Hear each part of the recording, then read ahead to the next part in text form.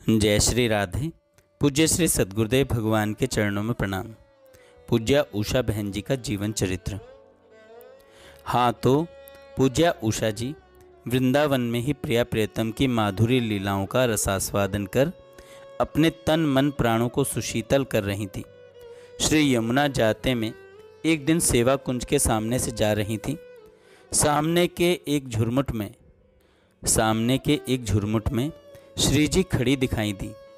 हल्की हल्की धूप पड़ रही है। एक और बिल्कुल खुली सी स्थली है। उसी दिशा में जन मन चोर चले आए। श्री राधिका के पीछे से आप पहले तो उनके दक्षिण स्कंद पर अपना दक्षिण कर रखा, क्षण भर में ही बायां, फिर देखते देखते दाएं स्कंद पर दायां और बाएं पर बायां रख क्षण भर को शांत खड़े रहे। इतनी लाघवता से यह अदला बदली की कि श्री राधिका हिल भी न सकी। अब दोनों कर सरोजधर यह क्षण भर को खड़े रहे तो प्रिया जी ने ग्रीवा मोड़ पीछे की ओर देखा। उनके अरुणारे अधरों पर मुस्कान छिटक गई।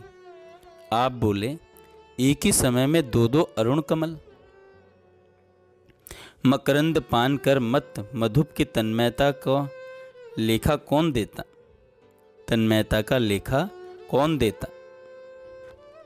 इसी प्रकार नित्य नव नव भावों में भरी नव नवायमान रसास्वादन रता पूज्या उषा जी वृंदावन में मत्त होकर घूमती रहती।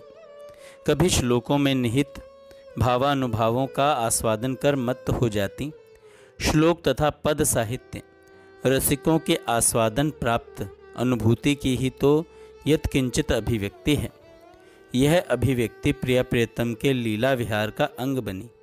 उसी लीला की परिचायक तो है ही, परंतु जब तन्मयता में भर भाव प्रगाढ़ रूप में परिणित हो जाता है, तब इन्हीं श्लोकों और पदों में निहित भावानुभाव प्रत्यक्ष होकर, प्रत्यक्ष तो वे हैं ही, हमारे भौतिक चक्षुओं के लिए भी गोचर हो जाते हैं। फिर संतों और महज्जनों के लिए क्या अगोचर और अगम्य हो सकता है भला। इतना ही नहीं, एक और उनकी अनुभूतियाँ, उन्हें मिले क्षण क्षण पर प्रिया प्रियतम के आश्वासन, और दूसरी ओर उसी रस में भीजी भीजी उनकी भाव लहरियाँ कभी कभी अभिव्यक्ति का माध्यम बन जाती। उस अभिव्यक्ति में स्पष्ट भावानुभावों का वर्णन एक अपूर्व अनुभूति से संयुक्त, ओह, अनुभव और आस्वादन के अतिरिक्त और कुछ हो ही नहीं सकता। कभी श्री कृष्ण कर्णामृत की किसी भाव लहरी में डूबकर कहती, माधुर्य के इस नील सिंधु में नव नव भावनाओं की रसभीनी उमंगों की तरंगें उत्ताल उच्छालें ले रही हैं।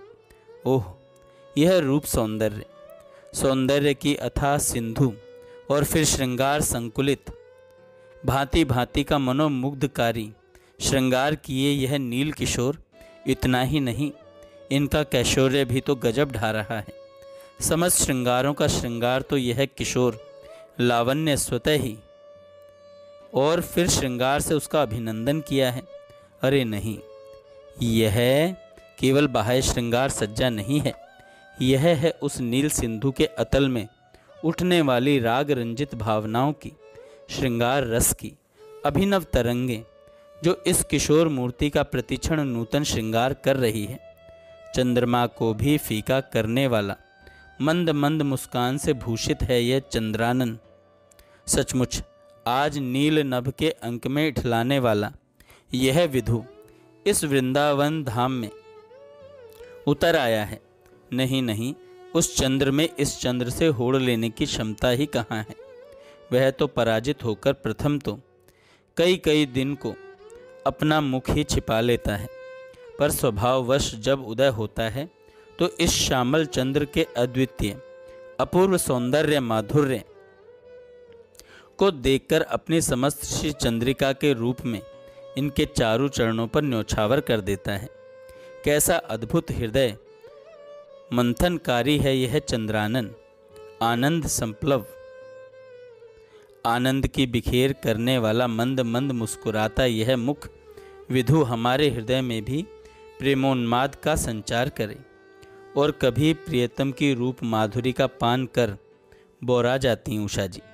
प्रिया प्रियतम शयन करके उठे हैं, सर्वेश्वर कहकर इनकी माधुर्य धारा पर किंचित पर्दा डालने की चेष्टा भर ही दिखती है। यों सर्वेश्वर तो हैं ही, ब्रज जन जीवन है, बल्लवी प्राण निधि हैं, ब्रजवासियों का सजीव ऐश्वर्य हैं, उनके प्यार सिंधु में निमज्जित ईश्वर हैं। सुखकर होने में संदेह ही क्या है भला। सुप्त बालक की माधुरी में पगे नंद बाबा के सुख का क्या कहना।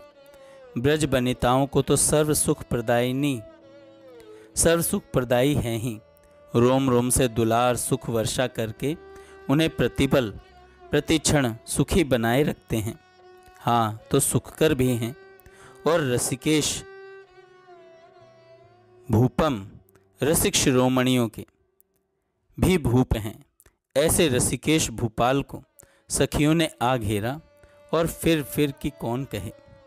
कभी प्रेम मदिरा का आस्वादन कर अपने भावों में मग्न कहती कहती एक विशेष ही सरसता में तन्मय हो जाती, मग्न हो जाती। और यह मग्नता कितने समय की होती यह कहना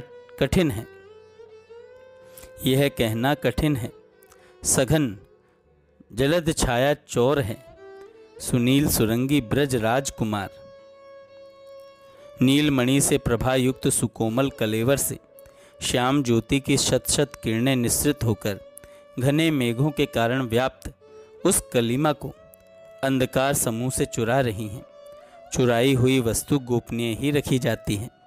उस अंधकार पुंज को इन्होंने अपनी उसी नील कांति में छिपा लिया है।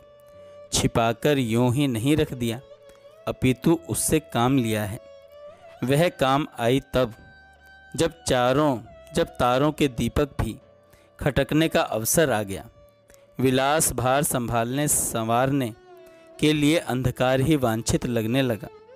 एक उर्दू के कवि ने कहा है, शब्बे वसल की बेखुदी छा रही है, कहो तो सितारों की शमा बुझा दूं।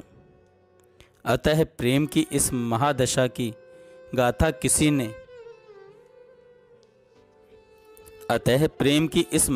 की गाथा किसे न अभिभूत कर मग्न कर देगी। और अब इस मग्नता में प्राणों का ही समावेश हो जाता हो। उन महाभागा ब्रज बावरियों का सौभाग्य ही गर्व को प्राप्त हो जाता हो। प्रणय रस की प्रगाढ़ता का अता पता कहाँ से पावेगा कोई। कभी अपनी इसी प्रगाढ़ता में, इस मत्तता से किंचित सजगता के राज्य में प्रवेश पाती।